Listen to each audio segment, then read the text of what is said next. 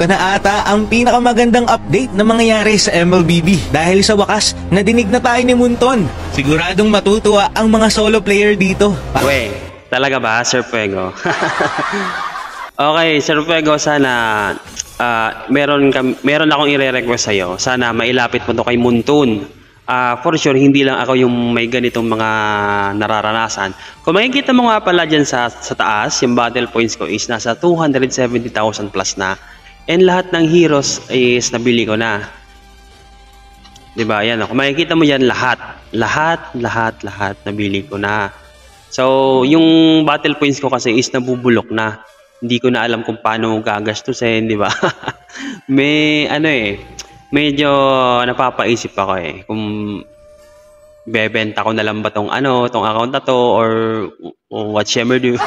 At dito naman sa fragment and lahat ng hero is nanditong mga heroes is nabili ko na rin. So nakalagay diyan is 370 fragment na yon yung kulay orange. So paano? Wala. Basta yon, sana naiintindihan mo. Hindi ko na kasi alam kung paano ako gagastos. Yan, yung magic dust. O, di ba? Yung magic dust na yan. Marami akong magic dust niyan. Andito sa inventory ko.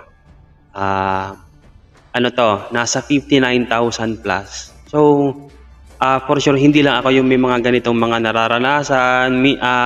Honestly, nababagot na nga ako mag-ML Kasi paulit-ulit na lang yung scenario. Hindi ko afford yung mga diamonds, di ba? Yung mga diamonds.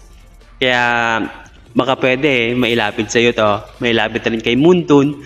Di ba? Itong lucky spin na to, itong lucky shop, lahat na, nabili ko na dyan.